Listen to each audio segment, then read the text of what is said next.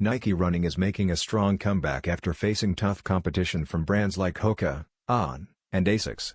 With the refreshed 2025 road running lineup, Nike has clearly refocused on what runners care about most: comfort, cushioning, and everyday performance. Among the updated lineup, the Vomero series has quickly stood out, showing that both serious runners and casual athletes still prioritize a smooth and supportive ride.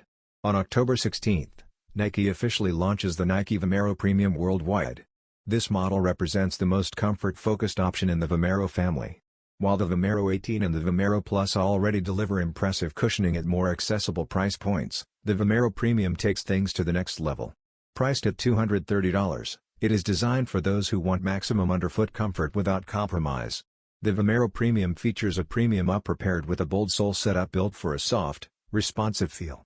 A thick layer of ZoomX foam is combined with two visible air zoom units, creating a plush and energetic ride that feels equally suited for running, walking, or all-day wear. Compared to the Reaction ZoomX blend in the Vomero 18 and the full-length ZoomX midsole in the Vomero Plus, the Premium delivers the most cushion experience in the lineup.